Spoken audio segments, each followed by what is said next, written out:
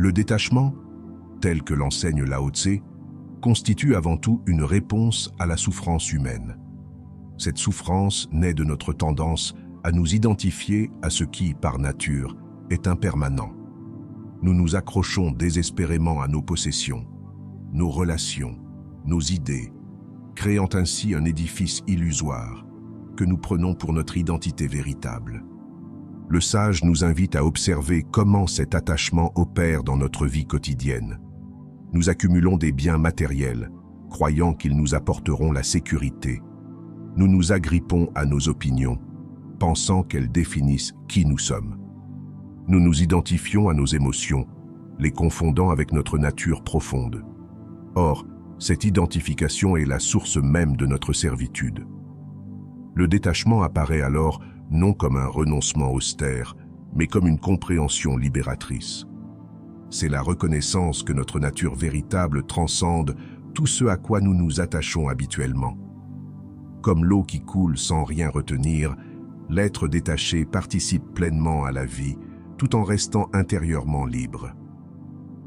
Le détachement, selon Lao Tzu, opère à travers une dialectique subtile entre l'être et l'avoir. Il ne s'agit pas de rejeter le monde, mais de transformer radicalement notre relation à lui. Cette transformation s'articule autour de 3 moments essentiels. Le premier moment est celui de la reconnaissance de nos attachements. Nous prenons conscience de la manière dont nous nous enchaînons nous-mêmes à travers nos désirs et nos peurs. Cette prise de conscience est déjà un début de libération. Le deuxième moment est celui du lâcher-prise actif. Ce n'est pas une passivité résignée, mais une action consciente de dessaisissement. Nous apprenons à tenir les choses légèrement comme on tient un oiseau, assez fermement pour qu'il ne tombe pas, assez légèrement pour qu'il puisse s'envoler. Le troisième moment est celui de la liberté retrouvée. En nous détachant de ce qui n'est pas essentiel, nous découvrons notre nature véritable, qui est spacieuse comme le ciel, fluide comme l'eau, stable comme la montagne. Le détachement culmine dans un paradoxe fécond. C'est en renonçant à la possession que nous trouvons la véritable richesse. Ce paradoxe se manifeste à plusieurs niveaux. Au niveau matériel, le détachement nous libère de l'esclavage de la possession. Nous découvrons que la vraie richesse ne réside pas dans ce que nous avons, mais dans notre capacité à apprécier ce qui est. Comme le dit Lao Tse, celui qui sait se contenter est toujours satisfait. Au niveau émotionnel, le détachement nous permet de vivre les expériences plus pleinement.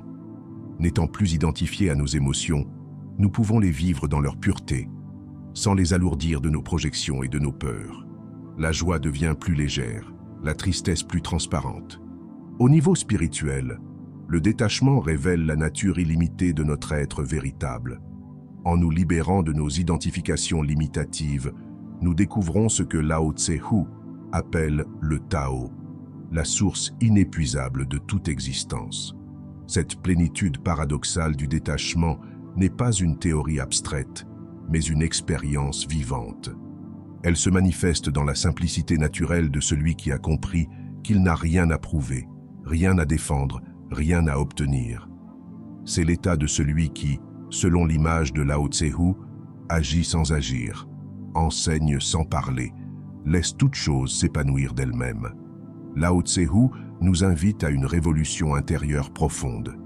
Il nous propose non pas un appauvrissement de l'existence, mais une manière plus sage et plus libre d'habiter le monde. Dans une époque marquée par la frénésie de l'accumulation et la tyrannie du désir, cet enseignement millénaire nous offre une voie vers une authenticité retrouvée et une paix durable. Le détachement se trouve une observation fondamentale sur la nature de la possession. Le désir de posséder naît d'un sentiment d'incomplétude, d'une croyance que l'acquisition de certains objets, statuts ou expériences comblera un vide intérieur. Mais cette promesse se révèle invariablement illusoire. La possession engendre un cycle paradoxal. Plus nous possédons, plus nous craignons la perte. L'accumulation, loin d'apaiser notre inquiétude existentielle, l'intensifie. Chaque nouvelle acquisition, devient une source potentielle d'anxiété, nécessitant protection, maintenance et attention constante. Ainsi, l'homme riche devient-il le serviteur de sa richesse, le collectionneur l'esclave de sa collection. Le processus par lequel nos possessions se transforment en chaînes est subtil et progressif. Au début, l'objet désiré promet liberté et satisfaction. Une grande maison promet confort et statut. Une collection d'art promet raffinement et culture. Un titre prestigieux promet reconnaissance et pouvoir. Mais chacune de ces possessions exige de nous une forme de servitude. La maison demande entretien constant et ressources financières. La collection d'art requiert protection et conservation. Le titre impose des responsabilités et des attentes sociales.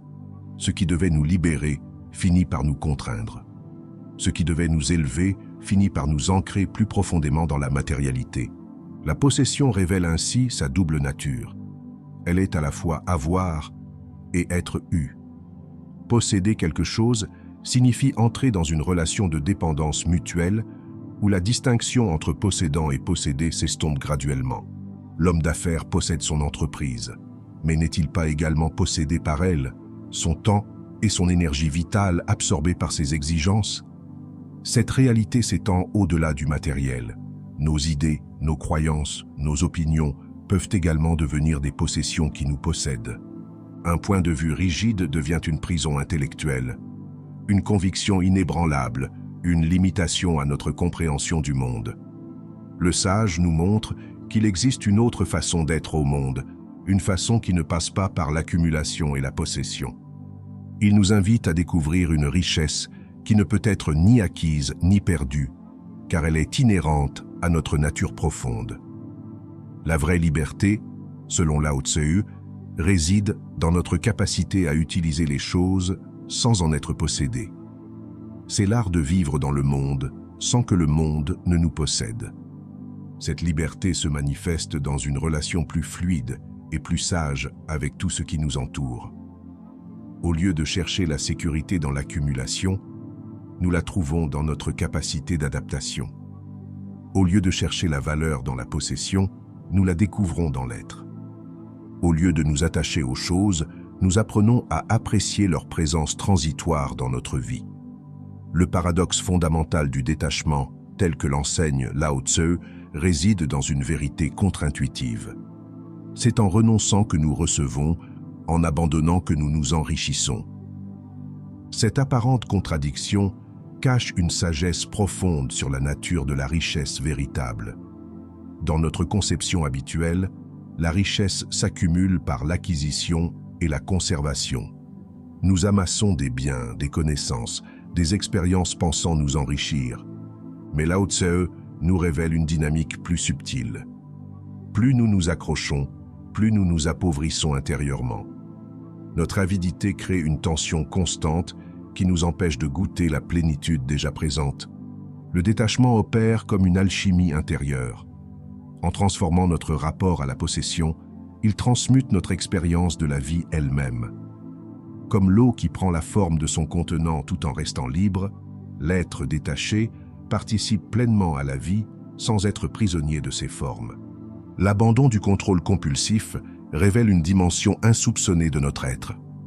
Tant que nous sommes dans la crispation du désir et de la peur, nous ne pouvons percevoir cette abondance naturelle qui est notre héritage véritable. C'est comme si nous serrions le poing sur quelques pièces de monnaie, ignorant que nous sommes assis sur une mine d'or. Cette abondance intérieure se manifeste de multiples façons. Dans le silence du détachement, nous découvrons une joie qui ne dépend d'aucune cause extérieure. Dans l'espace créé par l'abandon des certitudes, une sagesse naturelle peut émerger. Dans le relâchement de nos tensions, une énergie nouvelle devient disponible. La vraie richesse, nous dit Lao Tzu, n'est pas quelque chose à acquérir, mais à découvrir. Elle est déjà là, comme le soleil derrière les nuages. Le détachement ne fait que dissiper les nuages de nos attachements pour révéler la lumière toujours présente de notre nature essentielle. L'image des mains ouvertes capture parfaitement la sagesse du détachement. Des mains crispées sur leur possession sont incapables de recevoir quoi que ce soit de nouveau. En revanche, des mains ouvertes manifestent une double capacité, celle de laisser partir et celle d'accueillir. Cette ouverture transforme radicalement notre rapport à la vie. Au lieu de chercher à saisir et retenir, nous apprenons à accueillir et apprécier. Les expériences peuvent alors se succéder naturellement, comme les perles d'un collier, chacune appréciée pour ce qu'elle est, sans attachement ni rejet. Les trésors plus précieux dont parle Lao Tzu ne sont pas de l'ordre de l'avoir, mais de l'être. Ce sont la paix intérieure que rien ne peut perturber, la clarté qui voit au-delà des apparences, la liberté qui demeure inaltérée au milieu des changements. Ces qualités émergent naturellement lorsque nous cessons de nous cramponner à nos possessions illusoires. Ce paradoxe du détachement constitue peut-être la clé de la sagesse taoïste. C'est en renonçant à notre quête compulsive de complétude que nous découvrons que nous sommes déjà complets. C'est en abandonnant nos stratégies d'acquisition que nous accédons à une richesse qui transcende toute possession. Comme le dit Lao Tzu, celui qui a compris cela a trouvé le secret de la vie authentique. Pour la plupart d'entre nous, l'approche par défaut est d'essayer de forcer les choses. Dès notre plus jeune âge, on nous apprend que la meilleure façon d'atteindre nos objectifs est d'imposer notre volonté au monde, en réfléchissant plus rigoureusement et en travaillant plus dur. On considère que la réussite mène au bonheur, en particulier la réussite d'un projet pour lequel on a travaillé très dur. Quasiment toutes nos histoires, qu'il s'agisse de films hollywoodiens, de chansons pop, de biographies sportives ou d'entrepreneurs, glorifient la souffrance et la lutte associées au dépassement de l'adversité pour atteindre un objectif et finalement atteindre le bonheur. Bien que cela fasse une bonne histoire, suivre cette stratégie dans la vie est une recette assez sûre pour le malheur. En effet, certains des objets les plus insaisissables de notre travail acharné, incessant, comme le bonheur, l'attractivité, la sincérité et le charisme, sont mieux poursuivis indirectement et, en fait, sont étonnamment résistants à la recherche consciente. Les philosophies orientales, comme le taoïsme et le bouddhisme, ont identifié que la joie obtenue grâce à ces succès n'est jamais que fugace. Et voici pourquoi nous connaissons tous la subtile déception qui s'insinue dans nos précieux moments de réussite, car la réalité dépasse rarement nos attentes. Pire encore, après un certain temps, nous nous habituons à notre nouveau statu quo pour nous retrouver quelques jours plus tard à nous demander ce qui va suivre. À ce moment-là, nous recherchons généralement la prochaine aventure au bout de laquelle nous serons enfin comblés. Si nous répétons ce cycle assez souvent, nous remportons la course des rats et recevons en récompense une bonne vieille crise de la quarantaine. Le pire que nous réalisons lors de notre crise de la quarantaine, c'est que pendant que nous étions occupés à faire ce qui était si important à ce moment-là, nous avons manqué toute la magie qui s'est produite autour de nous. C'est à ce moment que la peur de manquer quelque chose devient réelle. La peur de manquer la vie. C'est le moment où nous réalisons que nous nous sommes trompés nous-mêmes tout du long, que nous sommes devenus esclaves de nos désirs, car l'accomplissement est bien plus une question de voyage que de destination. Le bonheur vient du fait d'apprécier ce que nous avons plutôt que d'essayer de le changer et d'imposer notre volonté au monde. En d'autres termes, rechercher le bonheur et les réalisations, c'est comme rechercher le bonheur dans le temps. L'ancienne philosophie chinoise du taoïsme insiste sur le fait de vivre en harmonie avec le Tao, qui signifie « voie » en traduction. On appelle cela le Wu Wei, qui signifie l'alignement avec les rythmes des éléments à la fois à l'intérieur et à l'extérieur de notre corps. C'est une sorte d'abandon et de flottement sans effort, et un abandon au cycle naturel du monde. Les origines de la compréhension taoïste du Wu Wei remontent à Lao Tzu, un mystérieux philosophe chinois du VIe siècle avant Jésus-Christ, célèbre pour son incroyable texte poétique influente intitulé Tao Te Ching. Lao Tzu dit que la voix qui peut être dite n'est pas la voix éternelle, ce qui pourrait être une déclaration frustrante pour ceux qui espèrent tout trouver une compréhension plus profonde. Ce qu'il essaie d'exprimer, c'est le sentiment que la voix est quelque chose qui existe au-delà des contraintes du langage et ne peut être qu'expérimenté, non intellectualisé ou caractérisé. En d'autres termes, dès que vous essayez de la saisir avec l'esprit et de la revêtir de mots, vous avez déjà perdu son essence. Le taoïsme reconnaît que le secret de la vie n'est pas de forcer, de menacer ou de lutter pour contrôler et manipuler la réalité, mais de se détendre, de sourire et de se laisser porter par le courant, en laissant les choses se dérouler naturellement. En d'autres termes, laissez-vous porter par le courant en acceptant plutôt que de résister au moment présent. La plupart d'entre nous ont tendance à considérer la résistance comme un signe de force. C'est pourquoi le concept de non-résistance est difficile à comprendre pour beaucoup de gens. Mais Lao Tzu l'explique parfaitement dans le verset 76. La rigidité est le compagnon de la mort, la flexibilité, le compagnon de la vie. Une armée qui ne peut céder sera défaite. Un arbre qui ne peut se plier craquera dans le vent. Wu Wei signifie une action sans effort ou une non-intervention naturelle, ce qui semble paradoxal et est souvent mal interprété comme de l'apathie, de la paresse ou même de l'ignorance. La plupart d'entre nous aiment croire que nous avons le contrôle en adoptant une approche proactive pour atteindre nos objectifs, car cela semble mieux que de ne rien faire. Mais l'action est inévitable dans la vie. Il est impossible de ne rien faire, même pour survivre. Nous devons constamment faire quelque chose, manger, boire, bouger, dormir et prendre soin de notre corps. Entretenir même les symboles de la vie demande des efforts, à commencer par l'effort nécessaire pour gagner un revenu de base. Le Tao Te Ching décrit la non-action comme un paradoxe dans lequel des tensions dualistes comme la passivité et l'agression résolvent ce qui ne peut être résisté. Ce qui n'offre aucune résistance surmonte les substances les plus dures. Ce qui n'offre aucune résistance peut entrer là où il n'y a pas d'espace. Peu de gens dans le monde peuvent ne comprendre l'enseignement sans parole, ni comprendre la valeur de la non-action. En d'autres termes, le Wu Wei signifie ne pas aller contre la nature, sinon nous irons contre nous-mêmes. Tout autour de nous a un flux naturel. Le Wu Wei nous dit de trouver ce flux et de nous y abandonner. L'eau est mentionnée de nombreuses fois dans l'enseignement du Tao pour expliquer le concept de Wu Wei. Bien que l'eau soit l'une des substances les plus douces et les plus souples, c'est aussi l'une des plus puissantes. L'eau est essentielle et donne la vie. Elle a la capacité de couper la roche et de déplacer littéralement des montagnes. Elle le fait grâce à une soumission patiente et tactique aux lois de la nature.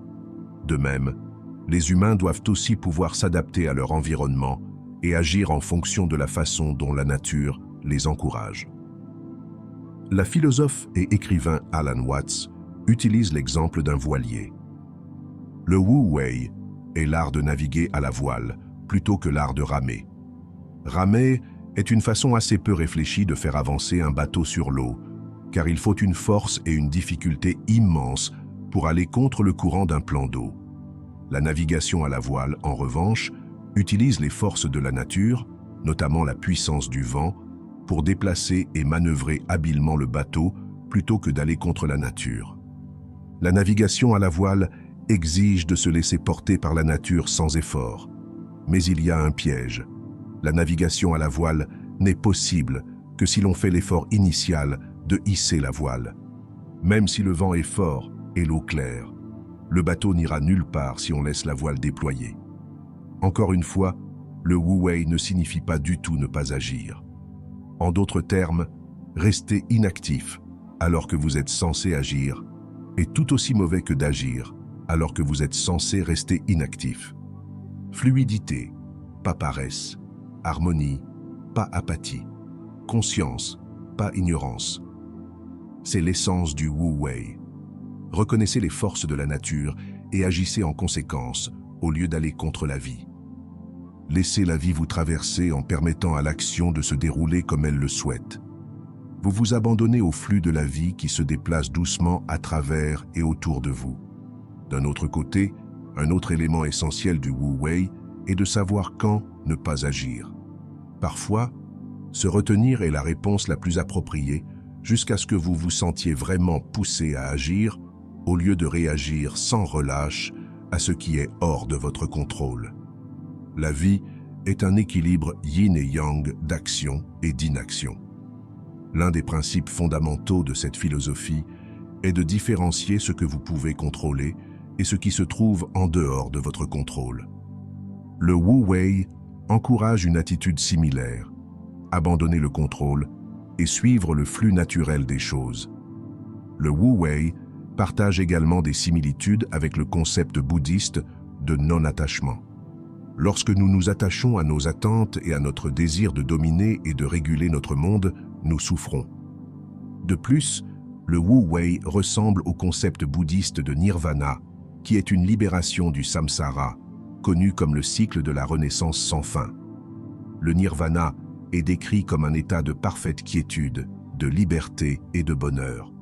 Il peut être atteint grâce à la reconnaissance du dukkha, traduit par la souffrance, qui est à son tour provoquée par les envies du monde, similaire au Wu Wei.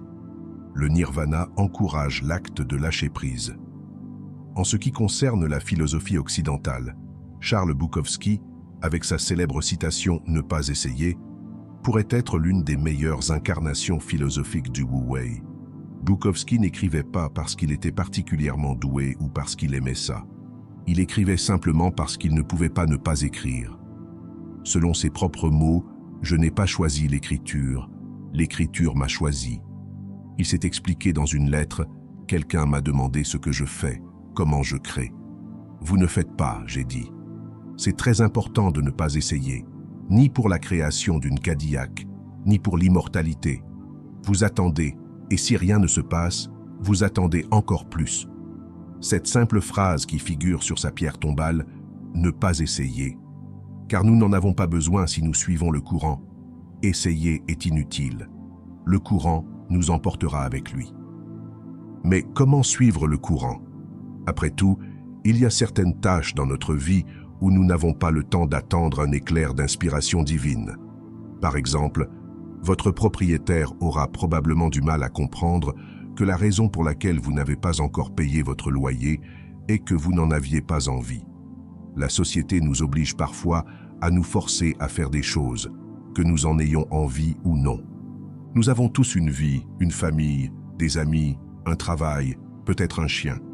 Vivre une vie à 100% spontanée et en accord avec un flux naturel n'est pas réaliste pour la plupart d'entre nous. C'est pourquoi il faut considérer le Wu Wei plus comme un spectre en nuances de gris que comme un noir et blanc strict. Pour expérimenter et vous aligner sur le Tao, vous devez vous libérer de votre ego et de l'idéal que vous vous imposez et imposez aux autres. Commencez par prendre votre temps. La nature ne se presse pas, pourtant tout est accompli. Peut-on faire pousser l'herbe en l'attirant? Peut-on cuire un gâteau plus vite en augmentant la température du four? Dans la nature, les choses se déroulent à leur propre rythme et selon leur propre voie. Essayer de faire aller les choses plus vite qu'elles ne le font naturellement conduit souvent au désastre. L'herbe est arrachée et meurt. Le gâteau brûle et doit être jeté. Mais en laissant les choses se dérouler naturellement, tout se fait. Et comme le dit Lao Tse, le monde est gagné par ceux qui le laissent aller. Mais quand vous essayez et essayez encore, le monde est au-delà de la victoire. Nous sommes responsables de nos actions, mais pas des résultats de nos actions. Pourquoi? Parce que chaque résultat dans la vie ne dépend pas d'une seule cause, mais d'une multitude de causes, et la plupart d'entre elles sont en dehors de notre contrôle. Le stoïcisme dit qu'il n'est pas logique de se soucier de ce que vous ne contrôlez pas et ne pouvez pas contrôler, c'est une recette pour une vie de misère. Cependant, les humains maintiennent des situations en vie en les rejouant sans cesse dans leur esprit, prises au piège par la croyance erronée que quelque chose n'aurait pas dû se produire. Nous avons tant de croyances sur la façon dont les gens autour de nous devraient se comporter, même sur la façon dont nous devrions nous comporter nous-mêmes. Nous voulons même que le comportement de nos animaux de compagnie corresponde à nos attentes.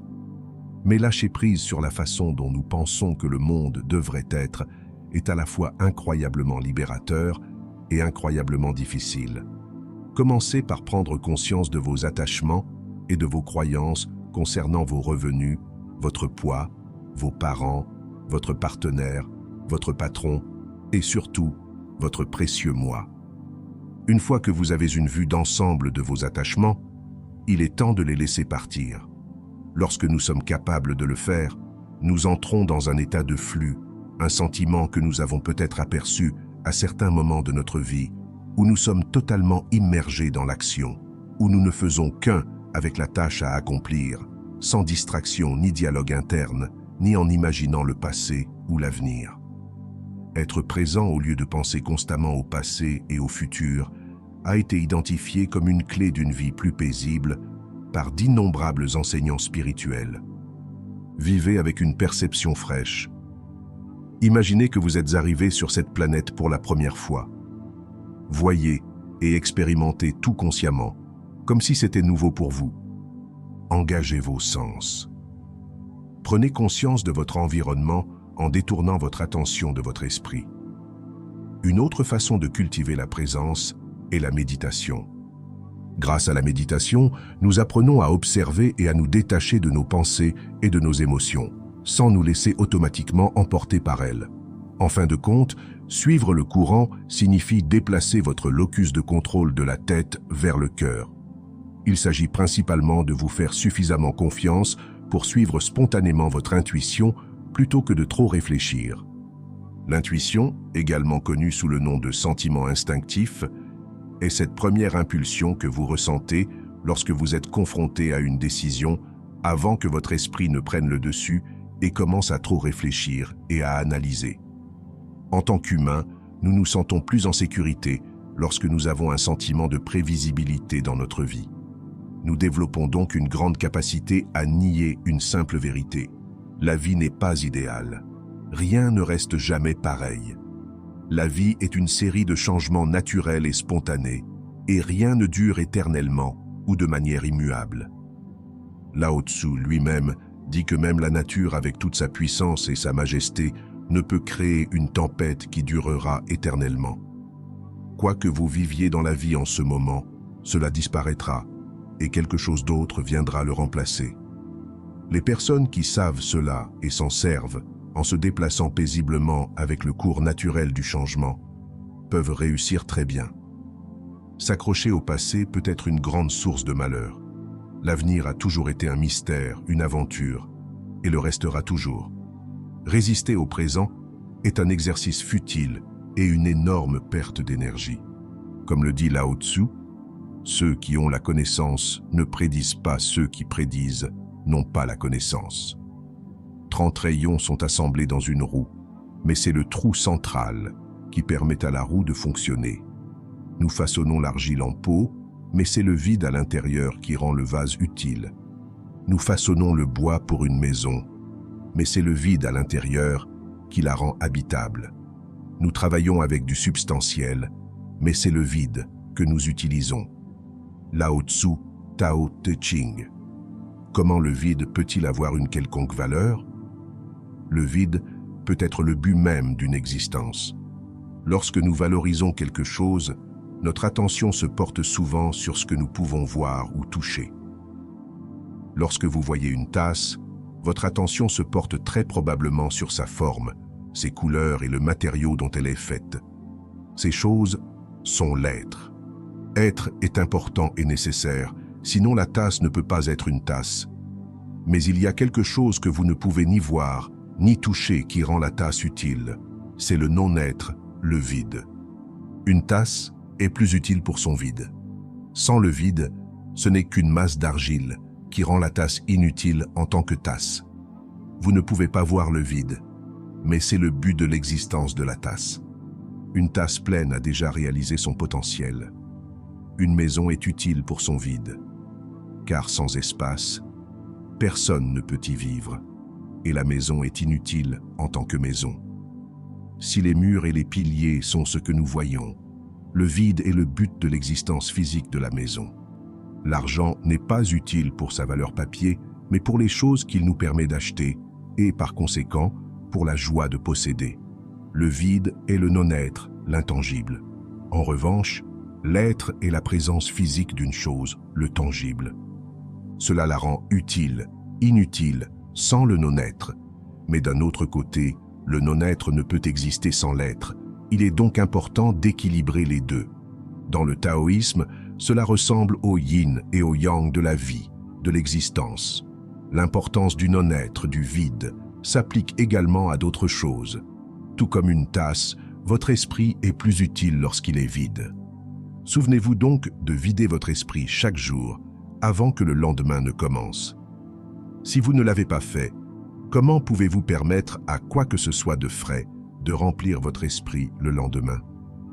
Comme l'a dit un jour le philosophe indien Jiro Krishnamurti, une tasse n'est utile que lorsqu'elle est vide.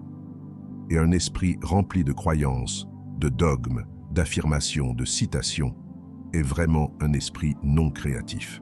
Un esprit qui s'accroche fermement à un concept n'a pas l'agilité de voir d'autres perspectives et significations, mais un esprit qui permet l'inconnu peut se déplacer librement. Cet enseignement du vide concerne vous et votre esprit, votre possession et votre fabrication. Un esprit vide est conscient et capable d'embrasser et de vivre le moment présent. Il est paisible parce qu'il ne s'attarde pas sur les mêmes pensées.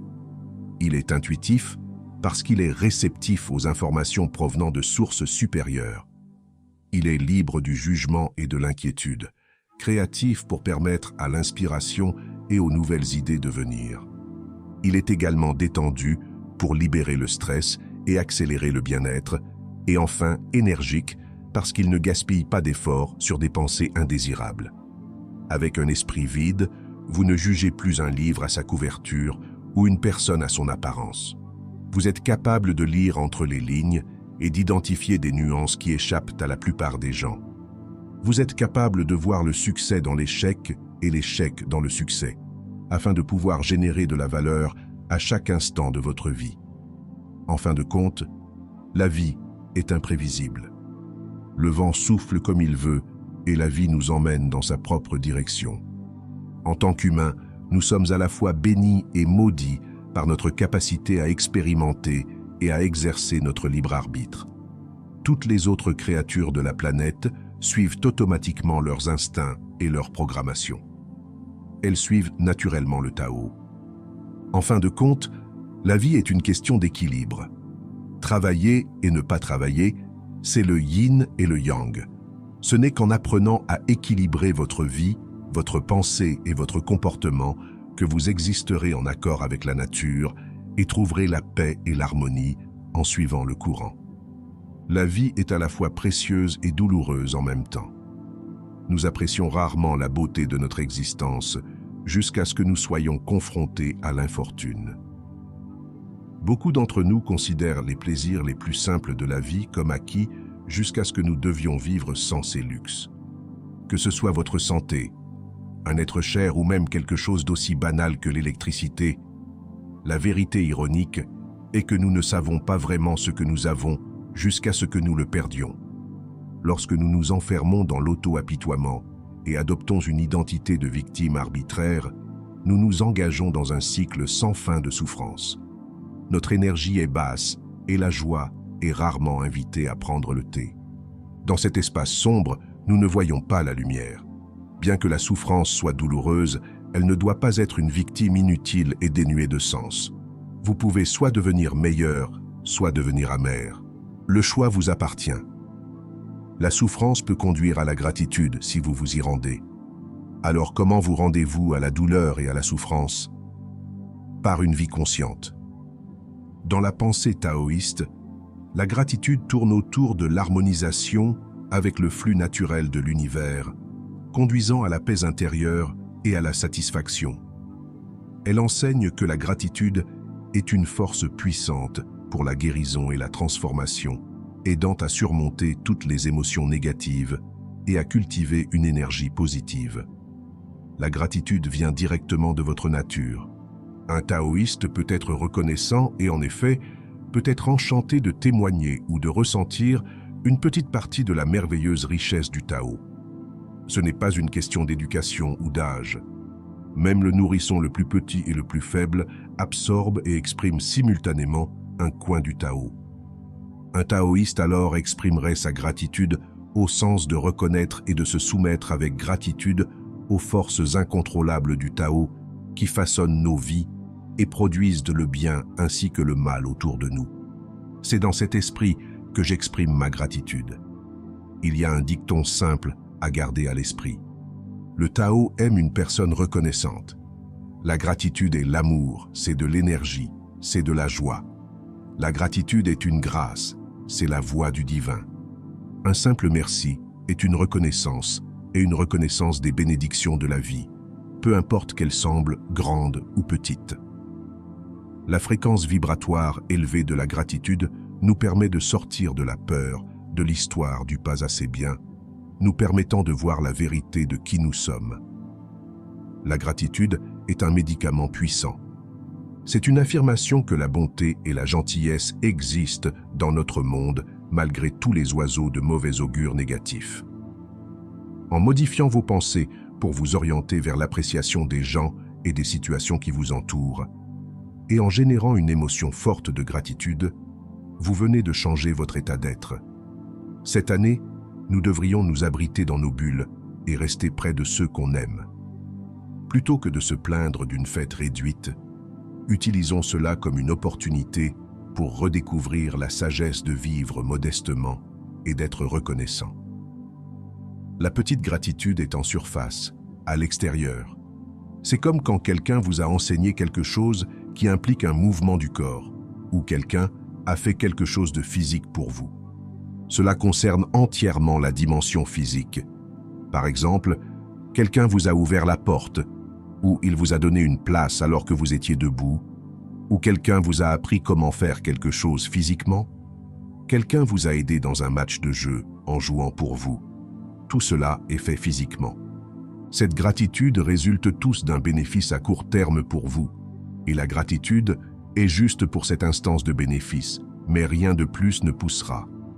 La gratitude moyenne est au niveau de l'âme à l'intérieur du corps, ce qui signifie que c'est tout au sujet de la pensée, de la connaissance, de la logique, etc. Si quelqu'un vous a enseigné quelque chose qui entre dans votre âme, votre cerveau, alors c'est le type dont nous parlons ici. Cela vous bénéficie maintenant, et aussi plus tard, car la pensée peut générer plus d'actions physiques. La façon dont vous pensez change, alors vous agirez différemment pour beaucoup de choses. Un bénéfice peut s'épanouir en beaucoup d'autres. C'est pourquoi on l'appelle gratitude moyenne. Pensez-y, vos enseignants à l'école vous ont donné une leçon et vous ont enseigné en classe.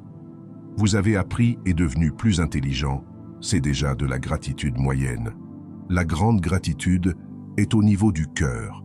Elle concerne la vie, les sentiments et même la direction de la vie. Si vous n'étiez pas entré dans la société XXXZ, votre vie n'aurait pas cette nouvelle direction aujourd'hui. Si vous n'aviez pas été ordonné, vous n'auriez pas eu cette nouvelle direction d'être un taoïste dans votre vie. Quelqu'un a arrêté une balle pour vous avec son corps. Ils ont sauvé votre vie. Si ce n'était pas à cause d'eux, vous ne seriez même pas ici aujourd'hui. Si vous n'aviez pas reçu de l'aide de Jishifu, l'esprit maléfique aurait pu vous noyer dans l'eau et vous tuer déjà. Toutes ces formes sont des formes de grande gratitude. Comment utilisez-vous la pleine conscience pour vous libérer de la souffrance et atteindre la gratitude? En étant dans le moment présent. Pour beaucoup d'entre nous, c'est plus facile à dire qu'à faire. Au lieu de cela, nous passons trop de temps à rumination sur notre passé douloureux ou à nous inquiéter de la possibilité de futures souffrances. Nous ne pouvons pas changer le passé et nous n'avons aucune garantie pour l'avenir. Alors, pourquoi vivre dedans? Vivre consciemment dans le maintenant nous permet d'être présent et de vivre l'écoulement du temps. Quelle que soit l'émotion ou la pensée que vous ressentez, qu'elle soit positive ou négative, avec le temps, elle doit passer. Le moment où vous lisez ces mots vient de passer. Essayez de le retenir. Vous ne pouvez pas. C'est ce que signifie « cela aussi passera ». Chaque moment se dirige vers le moment suivant. Être présent dans ce moment tel qu'il se produit conduit à la pleine conscience. Souvenez-vous de l'expression « le temps guérit ». C'est en réalité vrai. le passage du temps entraîne l'estompage de nos expériences émotionnelles. Si vous vous sentez misérable avec des pensées douloureuses, cela passera. De même, si vous ressentez de la joie avec des pensées heureuses, cela aussi passera. Quoi que ce soit, cela doit passer. Restez simplement dans le moment présent et observez vos émotions de manière non judicieuse, plutôt que de vous laisser emporter par une pensée négative après l'autre. Plutôt que de donner plus de sens à la pensée négative qu'elle ne vaut ou d'évaluer l'émotion avec plus de valeur qu'elle ne vaut, concentrez-vous sur le moment présent pour laisser le temps passer et commencer la guérison. Rien ne peut être statique. Tout évolue et passe. Et le temps ne peut pas être recyclé. Comment atteindre la pleine conscience? Il n'y a pas de réalisation définitive de la pleine conscience, surtout quand l'essence de celle-ci est de vider votre esprit. La pleine conscience est simplement un état d'être sans ajouter de jugements inutiles, de valeurs bonnes ou mauvaises. Cependant, comme cela peut être plutôt difficile, il est important de reconnaître et d'être conscient qu'un ne peut pas exister sans l'autre. Avec le bien vient le mal. De même, sans douleur, on ne comprendra pas ce qu'est le plaisir. Atteindre la gratitude, c'est apprécier cette compréhension fondamentale. C'est le Tao d'une vie consciente. Parce que beaucoup de gens, quand ils disent « Comment puis-je pratiquer la gratitude ?», ils font un journal de gratitude ou disons des affirmations de gratitude tous les jours. Mais cela ne fonctionne pas. J'ai un peu l'impression qu'ils ne vont pas fonctionner. À moins que nous ne traitions cette question de l'enfant intérieur, parce que nous pouvons passer une demi-heure par jour à faire un journal ou à nous dire des affirmations. Mais ensuite, si nous retournons au même genre de discours intérieur négatif, si nous suivons la tendance de l'enfant intérieur à vouloir se prémunir contre l'avenir, à vouloir critiquer, à ne jamais reconnaître là où nous avons réussi, à ne pas vouloir se concentrer sur le spectre des choses positives. Si nous conservons toujours cet état d'esprit comme notre système de fonctionnement dominant, peu importe le temps que nous passons à écrire des choses, je suis tellement reconnaissant pour ceci ou cela, nous allons toujours revenir à la pensée étroite. Cela m'étonne toujours pourquoi ils sont si fortement biaisés vers ce point de vue négatif. C'est parce qu'ils ont vécu la plupart de leur vie dans ce point de vue négatif. Donc, si nous pouvons corriger cela et le ramener à la réalité et avoir une bonne compréhension de l'adéquation, c'est un mot taoïste, être approprié. Si vous êtes dans une situation difficile, trouvons le moyen le plus efficace, la meilleure façon de sortir de cette situation. Voyons comment vous pouvez traverser cette situation. Ne soyez pas entraîné plus profondément en ajoutant plus de négativité sur vous. Et c'est une pratique. L'une des meilleures façons de le faire, je crois, c'est la méditation. Je ne veux pas dire que vous devez rester assis les jambes croisées pendant des heures et des heures dans une pièce sombre, mais la méditation, pour moi, et dans le taoïsme, consiste à apprendre à concentrer votre esprit, à apprendre à être dans le présent, à apprendre à vivre dans la réalité, à apprendre à accepter les aspects négatifs, mais aussi à accepter tout aussi les aspects positifs, à être dans un état de gratitude, à être ici en train de vivre cette vie fantastique, et cette vie fantastique comporte des difficultés extrêmes. Vous pourriez être en train de traverser l'une de ces difficultés maintenant. La sagesse ancienne célèbre la gratitude et la simplicité. Les anciens sages nous enseignent à être reconnaissants pour les choses simples et à célébrer l'abondance sans extravagance. Il s'agit d'un thème récurrent dans les récits des sages taoïstes, selon lequel on croit qu'ils exerçaient une influence invisible bénéfique pour le souverain et la société de manière subtile et mystérieuse. Le terme « vertu » ou « mérite caché » était souvent appliqué à une telle influence. Dans certains cas, cela était apparemment considéré comme lié à des compétences ésotériques. Dans d'autres cas, il semble avoir été conçu comme un pouvoir distinct et unique, avec des connotations presque magiques. Il convient de noter que de tels concepts n'ont pas été initiés dans la religion taoïste. Depuis l'époque de Lao Tse et de Confucius, on croyait largement qu'un sage incarnant un pouvoir moral suffisant pouvait exercer une influence bienfaisante et invisible dans toute la société.